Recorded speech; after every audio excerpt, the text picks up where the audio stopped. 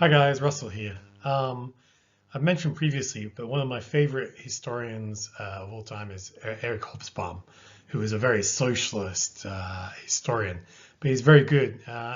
And I always wonder what if he was still alive today, what would he make of the world that we live in at the moment, and how would he try and put it together into a single sort of thought, if that makes sense. And this is my effort. It's entitled Greed is Everything Era. I think it makes more sense once I've done the presentation, so I'm going to go through it. So if you've never read Eric Hobsbawm, I highly recommend him. His book, his real masterpiece, Age of Extremes, looks at the period from 1914 to 1991 and basically it's showing the end of old empires as we knew it, to the rise of communism, socialism, and the Soviet Union through to its end. And that was that century's history. And when you put in those terms, you think about how quite dramatic it was and how much changed over that period of time. And his argument was that the 20th century was really shaped by the rise and fall of socialism. And it's very difficult to argue with. It's a very profound and good argument.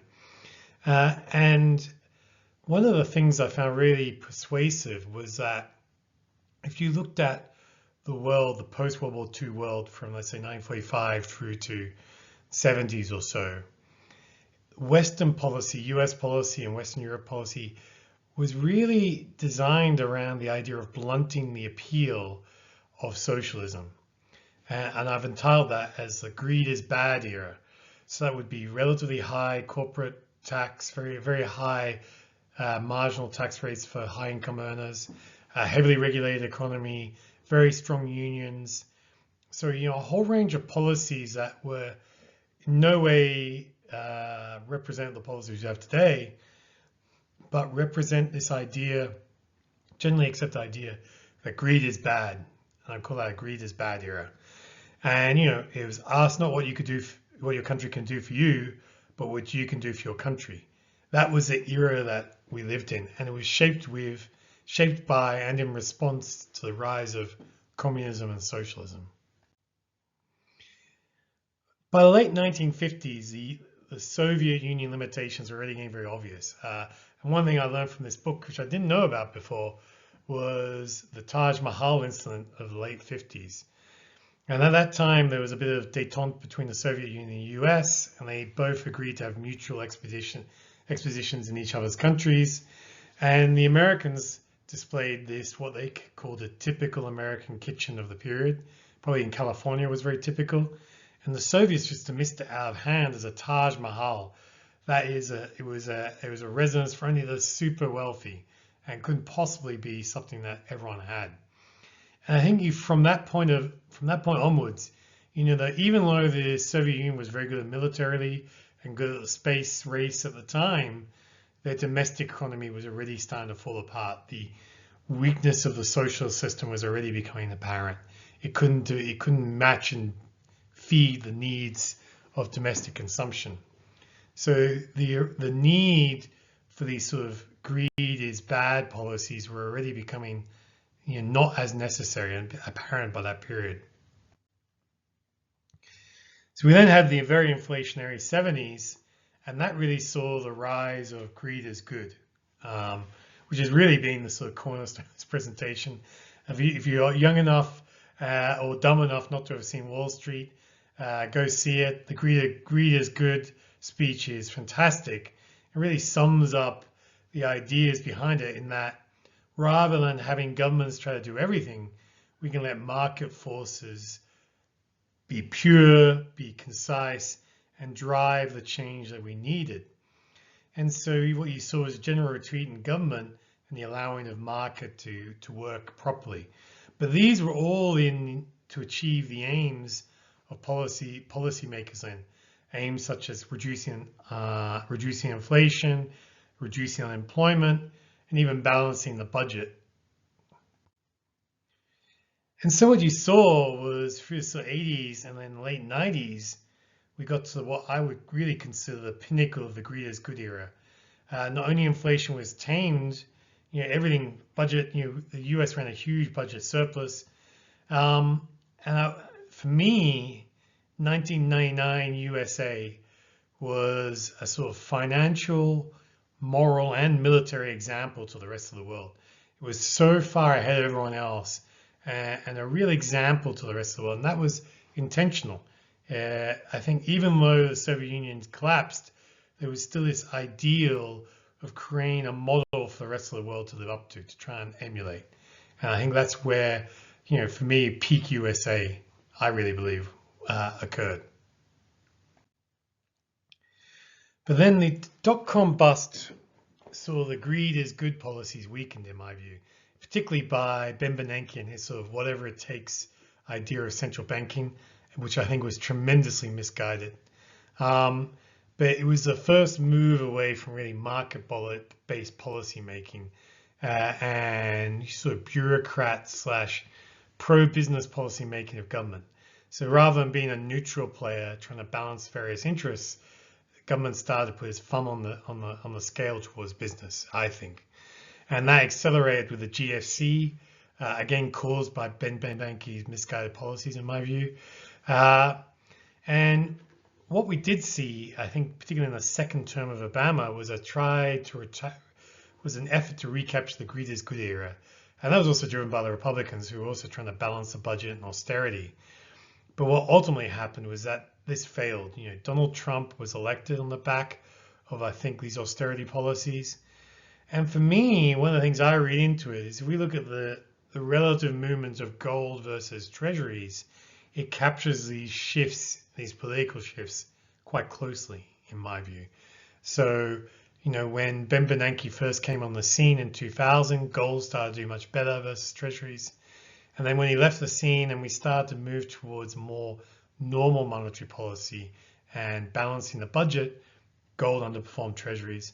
And then since Donald Trump's come back into power, gold has been the place to be relative to treasuries. And that's sort of, I think, I really like that. And that for me makes a lot of sense. So for me, with Donald Trump, particularly with now he's been re-elected, we really are in the greed is everything era. So we've gone from greed is bad to greed is good. That's now greed is everything. So American first policies have been embedded into government there. I would say business and government in the US now are extremely muddled. Where exactly do US government and Elon Musk's interests divide? It's not apparent to me, for example. And likewise with Donald Trump's business interests. I think there's this view that there's also a strong dollar policy. I don't think there is a strong dollar policy. What is happening is that an American first policy is extremely negative for Europe and Japan, who built their political and economic structures around relying on the US to do things for them. And so what you're getting with American first policies is tremendous weakness out of Europe and Japan, but it's not a strong dollar policy. Gold tells you that. Bitcoin tells you that. There is no strong dollar policy. It is just that Europe and Japan are doing very poorly under an America First policy, which makes sense.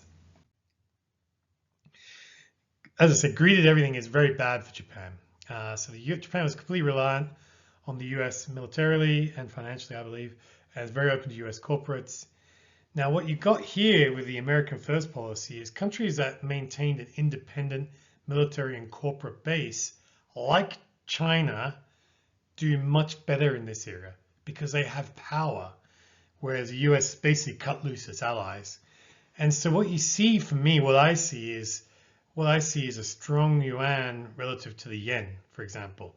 And so even though wages in China have gone up massively over the last 20, 30 years, and wages have been stagnant in Japan, the renminbi is still very strong versus the yen.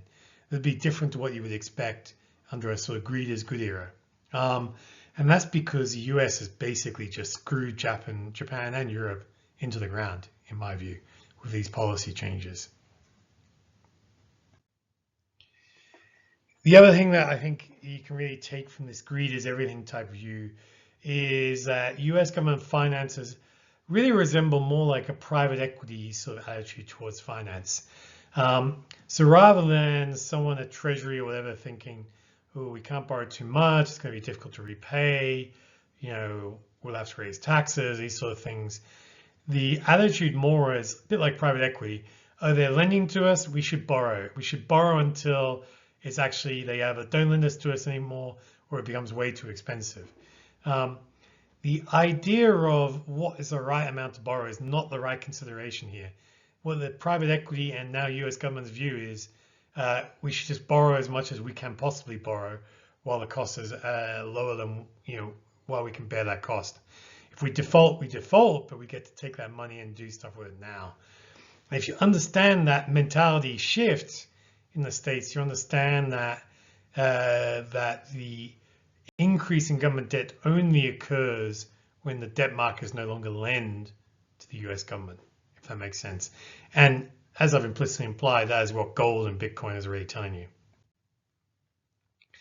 So for me, like lending in the greed is good era to the US government makes a lot of sense because the US government is acting in its own interests, saying, okay, we want to be independent, we'll tax, run budgets necessarily, but we're not creating any inflation, we're not creating wage inflation, and we will be sensible. Lending to the US government in the greed is everything era is unbelievably stupid, and there is no other word for it. It's dumb, dumb, dumb, dumb. So when I look at the 30-year US Treasury, my target on this still remains 10% or higher. Could go higher. It just depends how bad the US government gets. But lending to the US government at like 4.5% for 30 years is just stupid beyond belief. The other thing about the greed is everything era is that the obvious trade, and here you got to remember the market is always right.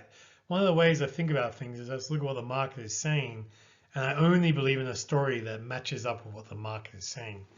And for here, it's saying, okay, US government only cares about corporates and greed. It's going to borrow as much as it wants until it blows up. Fine. Long S&P, short TLT.